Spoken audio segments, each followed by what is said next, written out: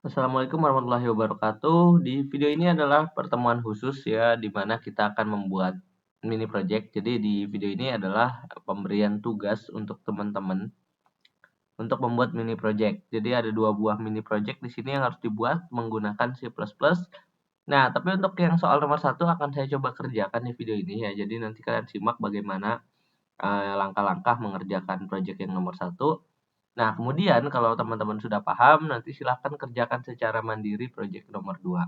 Oke, jadi dalam membuat project pertama perhatikan dulu soalnya. Jadi gini, di sini untuk projectnya adalah kita diminta untuk membuat program untuk menghitung biaya menginap dengan input berupa nama pelanggan, jenis kamar, lama menginap, ya.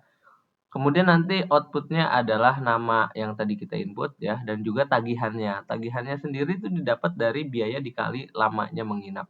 Adapun biayanya itu dilihat dari jenis kamarnya. Kalau jenis kamarnya kita input 1, berarti per harinya adalah 50.000. Nanti tinggal dikali lama inapnya tadi di input berapa.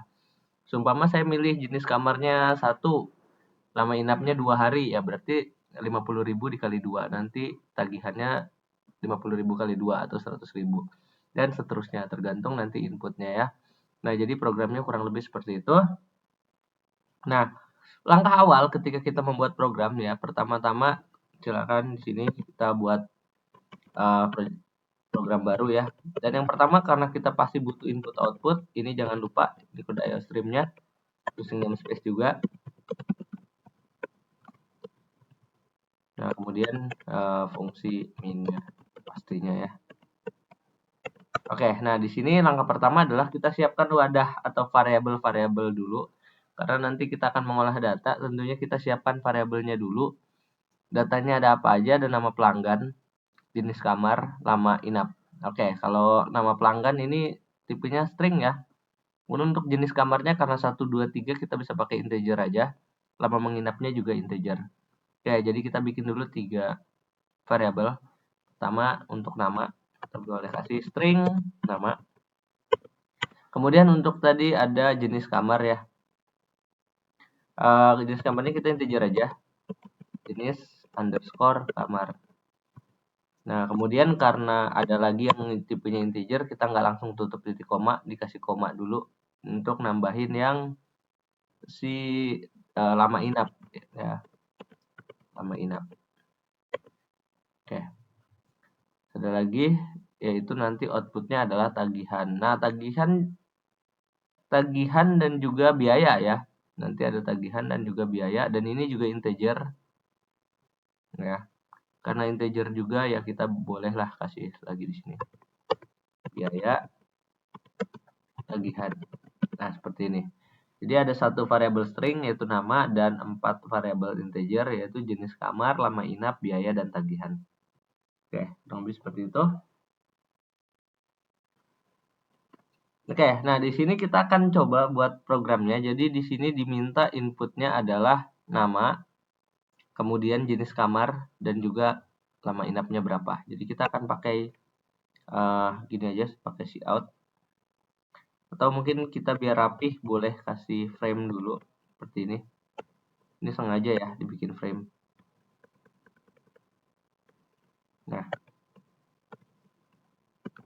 Nah, ini gunanya buat apa? Sebenarnya cuma buat nampilin garis aja nanti di konsolnya. Dan baru kita akan mulai. Pertama, kita akan minta usernya input jadi nama dulu ya, misalnya nama pelanggan. Kedua ya. Terus kita akan karena dia nama itu bisa nama lengkap, jadi kita pakai getLine. Chin nama. Nah, seperti ini. Kemudian kita juga akan input jenis kamarnya ya.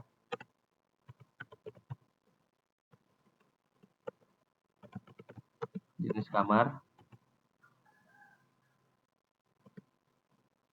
Nah, kita mau samain juga ini. Dicoba sejajarkan boleh kayak gini ya. Jenis kamar kita akan chin ke jenis underscore kamar. Nah, ini kita input jenis kamar. Kemudian kita input juga yang lama inapnya mau berapa. Kita tampilkan pesan lama inap atau lama menginap juga boleh kayak gini. Nah, sorry, kelewatan. Nah, gini aja ya. Kita akan chain ke variabel lama inap. Oke, nah di sini semuanya sudah berhasil diinput. Oke ya.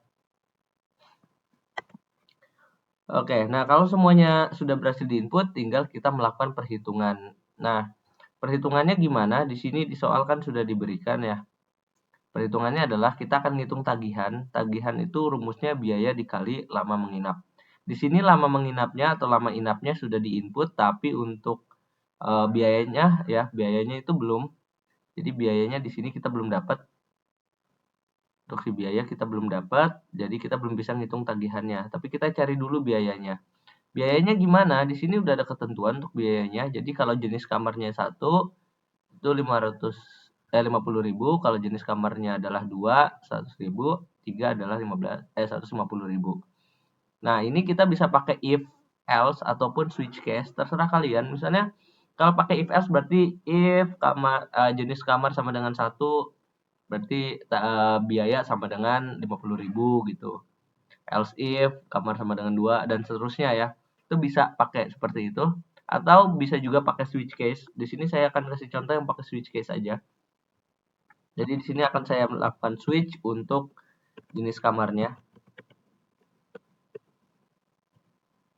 Nah, ini kan udah pernah ya kita pelajari untuk switch case, sudah belajar, if else juga sudah belajar. Jadi terserah kalian, silahkan coba yang pakai if else ya. Silahkan coba yang pakai if else. Di contoh ini saya pakai switch case. Nah, untuk kasus di mana dia bernilai 1, ya ketika yang di input jenis kamarnya 1 gitu ya. Pas isi jenis kamar, maka si biaya kita isi dengan 50.000. Nah, seperti ini. Kita break, jangan lupa. Baru case 2-nya biayanya adalah 100.000 ya tadi. Ini nanti perhatikan betul-betul soalnya ya. Ini kalau nggak salah seperti ini. Break.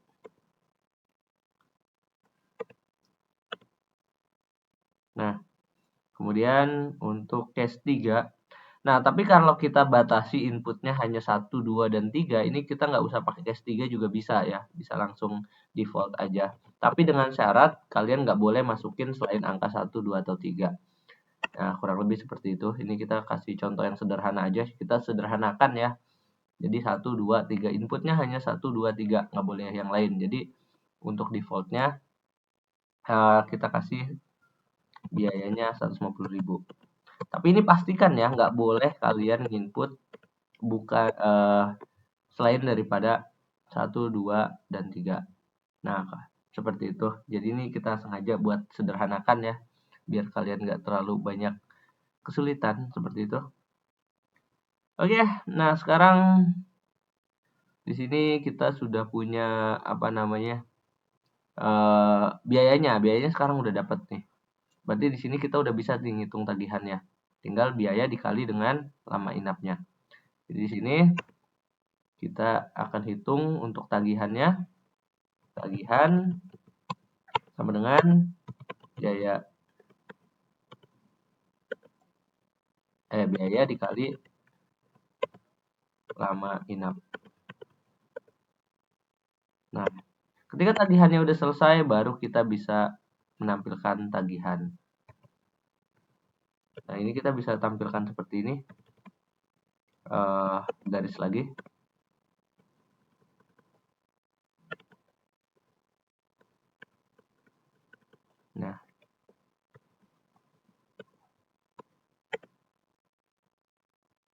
Nah, misalnya kita tampilkan atas nama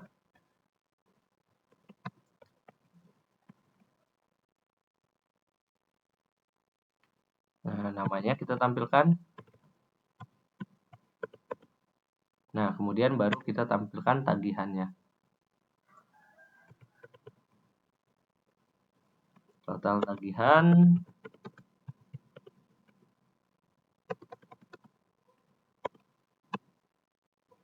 tampilkan si tagihannya seperti itu.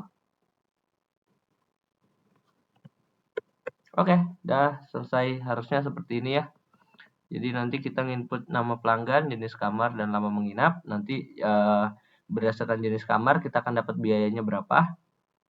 Kemudian nanti kalau sudah dapat biayanya berapa, nah baru baru kita ini ya, hitung ya tagihannya, biaya dikali lama inap. Kalau udah dapat baru kita tampilkan. Nah, kurang lebih seperti itu. Nah, ini kita run dulu. Nah, misalnya mini project yang pertama. 1. Save. Kita akan coba. Oke, nama pelanggan, misalnya nama saya. Jenis kamar saya pilih yang jenis 1, yang 50.000 per hari. Lama menginapnya saya nginap 2 hari. Nah, harusnya 50.000 per hari ya, yang jenis kamar 1. Jenis kamar 1 kan 50.000 per hari. Terus dia nginapnya sebanyak 2 hari, berarti harus 100.000 ya tagihannya ya. Kita lihat. Tagihan atas nama, ya benar ya, total tagihan 100.000. Oke, kurang lebih seperti itu. Nah, tapi ini programnya hanya sekali jalan ya, jadi kalau kita mau ngitung lagi, kita harus run lagi. Nah, kita kembangkan, kemarin kita sudah belajar bagaimana membuat, dia nanti bisa berulang gitu, nanti mau nginput lagi atau mau ngitung lagi atau enggak gitu ya. Jadi kalau mau ngitung lagi, nanti dia bisa dijalankan. Nah, ini bisa dilakukan menggunakan namanya do while misalnya ya. Nah, jadi di sini kita akan coba bikin pakai do while. Misalnya kita tambah satu lagi, misalnya char ulang. Nah, ulangnya ini secara default kita kasih n misalnya.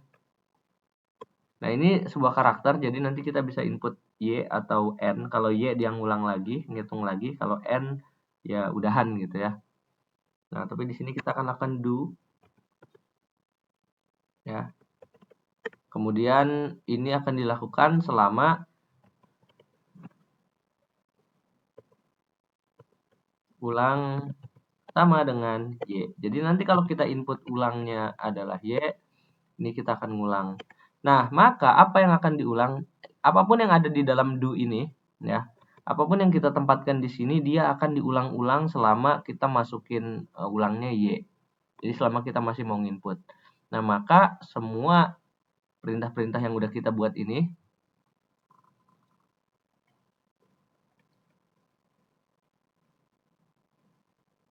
nah, seperti ini ya. Kita akan cut hub. Kenapa di cut? Mau dimasukkan ke dalam do. Di sini. Sengaja. Boom. Nah, jadi kita kurung dalam do while. Ini saya rapikan ya. Sorry. Saya tab biar lebih rapi. Saya tab satu persatu. Tapi ini nggak ngaruh ya. Ini hanya untuk kerapihan aja. Nggak di tab juga nggak apa-apa. Nah, ya, seperti ini. Oke. Jadi dia akan dilakukan. Jadi perintah ini akan dilakukan. Ya, nanti. Selama kita nginput ulangnya adalah Y. Jadi setelah selesai menampilkan tagihan, ya ini kan selesai nih, menampilkan total tagihan. Kita akan tanya usernya, mau hitung lagi atau enggak? Mau input lagi misalnya. Kemudian kasih keterangan Y atau N. Nanti usernya biar tahu dia masukkan Y atau N. Kemudian kita akan chain ke si pilihannya. Selama kita nge-chain atau memasukkan si ulang ya, variabel ulangnya adalah Y, maka dia akan ngulang lagi ke atas. Tapi kalau enggak ya dia akan udahan. Selesai.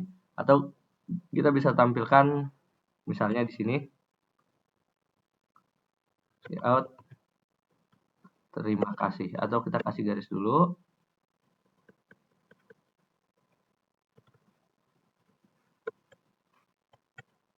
Nah, baru kita see out.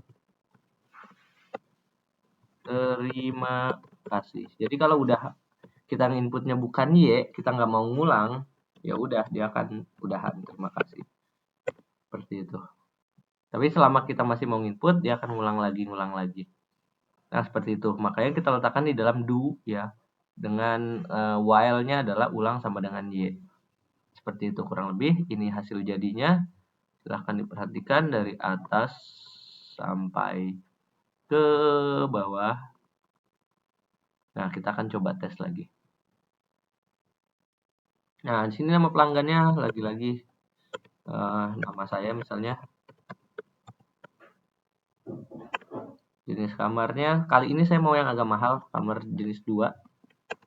Lama menginapnya sebanyak 3 hari misalnya. Nah, ini kan 100.000 ya, jenis kamar 2 100.000. Lama menginapnya 3, berarti 300.000 harusnya tagihannya. Boom. Tagihan atas nama Prof. Leo, tagihannya 300.000. Nah, ini mau input lagi atau enggak? Kalau Y, harusnya dia akan ngulang lagi. Nah, langsung lagi. Oke, nah di sini cuman ada nama pelanggannya langsung keisi ya. Ini gara-gara ada enter dari Y. Ini mungkin harusnya ada ignore dulu, ada kesalahan sedikit di sini. Jadi setelah Y ini harus ada ignore ya. Kan dia ngulang, jadi kita kasih chin.ignore. Ini gunanya buat apa sih? Jadi tadi ketika kita melakukan enter, memasukkan Y, enternya itu malah masuk ke getLine untuk nama. Nah, ini nggak boleh ya teman-teman. Ketika kita malah masuk ke getLine untuk nama, jadinya namanya kosong gitu. Langsung dia menampilkan permintaan untuk input jenis kamar kayak yang tadi. Nah, dengan menambahkan ignore, nanti yang enternya tadi nggak akan masuk ke atas. Nggak akan masuk ke si nama pelanggan. Jadi kita bisa input dengan nyaman. Kita ulang lagi. Nama pelanggan.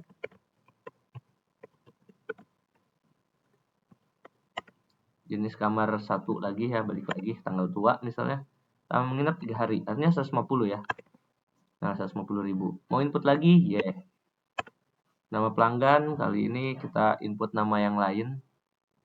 Misalnya, ini aja. Jenis kamarnya kita input nomor 2 misal.